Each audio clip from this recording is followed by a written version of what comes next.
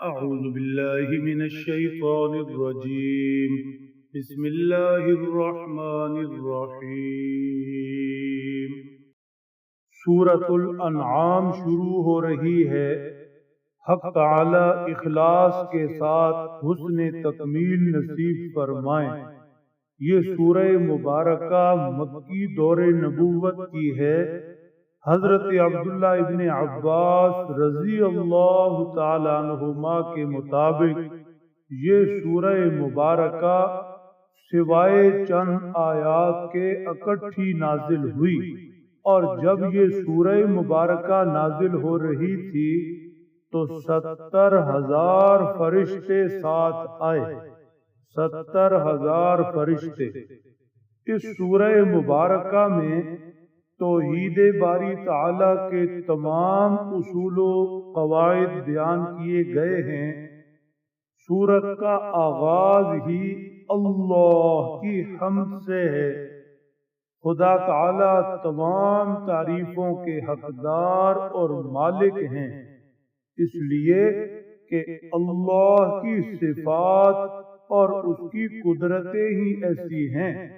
ارشاد فرمایا، الحمدللہ الذی، سب تعریفیں اس اللہ کے لیے ہیں، خلق السماوات والارض، جس ذات پاک نے آسمانوں اور زمین کو پیدا کیا، وجعل الظلمات والنور، اور اس ذات پاک نے اندھیروں اور روشنی کو پیدا کیا، ثم الذین کفروا بربہم یعدلون، وہ ذات پاک جب ایسی ہے، اکیلی ہے، پھر کسی کو اس کے ساتھ کیسے شریک ٹھہرایا جا سکتا ہے؟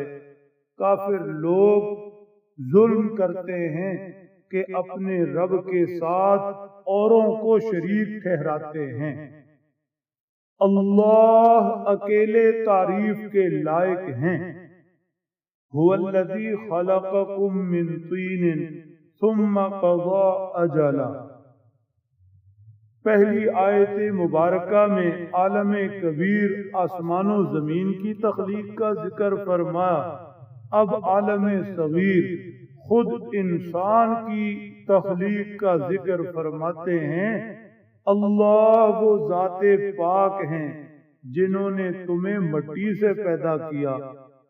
سب کے باپ ابو البشر سیدنا آدم علیہ السلام براہ راست مٹی سے پیدا ہوئے۔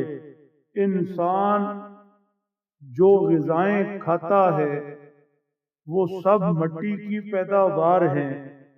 انہی غذاؤں سے باپ کی پشت میں نطفہ بنتا ہے جو انسان کی تخلیق کا ایک سبب ہے۔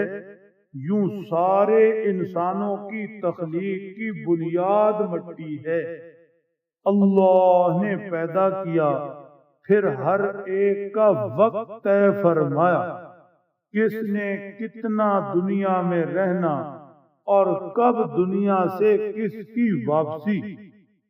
وَأَجَلٌ مُّسَمًّى عِندَهُ ثُمَّ أَنتُمْ تَمْتَرُونَ، جس طرح ہر انسان کا وقت مقرر ہے، ایسے اللہ جل شانہ نے اس جہان کا بھی وقت مقرر کر رکھا ہے، اور وہ اسی کے علم میں ہے۔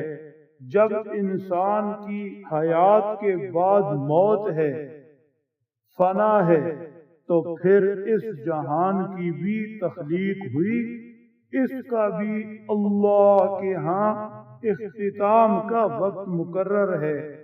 اس میں پھر شک اور شبہ کیوں کیا جاتا ہے؟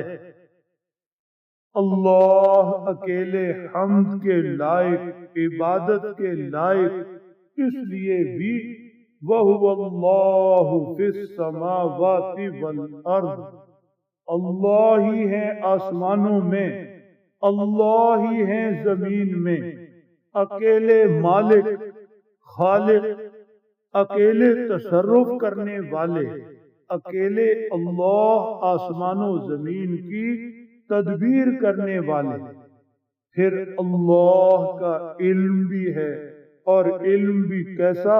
یعلم سرکم و جہرکم و یعلم ما تکسبون، اللہ تمہاری پوشیدہ باتوں کو بھی جانتے، رازوں سے بھی واقف، سرگوشیاں بھی سنتے، اور اللہ تمہارے علانیہ کاموں کو بھی جانتے، اونچی آوازوں کو بھی سنتے، جو کچھ انسان کرتے ہیں اللہ ہر چیز کو جانتے ہیں۔ جب اللہ ایسے ہیں تو پھر رب تعالی کے ساتھ کوئی کسی کو کیسے شریک ٹھہرا سکتا ہے، اور پھر اس کی ضرورت بھی کیا ہے؟ مشرکین کہا کرتے تھے ما نعبدہم الا لیقربونا الی اللہ زلفا، ہم بتوں کی پوجا اس لیے کرتے ہیں، انہیں ذریعہ بناتے ہیں، یہ ہمیں اللہ کے قریب کرتے ہیں۔ جب اللہ کی صفات ایسی ہیں تو پھر کسی بت کو رب کے قریب ہونے کا ذریعہ بنانا ہی کیوں؟ فرمایا ہم نے اپنی یہ توحید، ہم نے اپنی پاک ذات، ہم نے اپنی صفات سمجھانے کے لیے حضرات انبیاء کرام کو بھیجا اور انہیں اپنی قدرت کی نشانیاں دی، لیکن بدقسمتی جن کے ماتھے پر لکھی وہ بد نصیب ہماری آیات سے منہ موڑتے، اعراض کرتے۔ وما تأتيهم من آية من آيات ربهم إلا كانوا عنها معرضين۔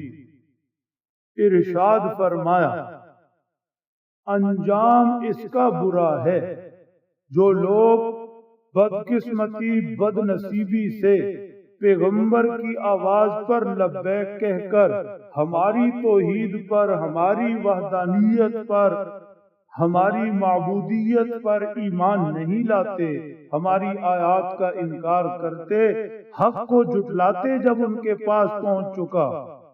فَسَوْفَ يَأْتِيهِمْ أَنْبَاءُ مَا كَانُوا بِهِ يَسْتَهْزِئُونَ، ہم پھر عنقریب بتائیں گے جنہوں نے حق پہنچنے کے بعد جھٹلایا، فَقَدْ كَذَّبُوا بِالْحَقِّ لَمَّا جَاءَهُمْ، پھر ہم عنقریب بتائیں گے کہ دین کے ساتھ مذاق بنانے والوں، پیغمبروں کا مذاق اڑانے والوں کا انجام کیا ہوا، ان کی خبروں سے ہم آگاہ کریں گے۔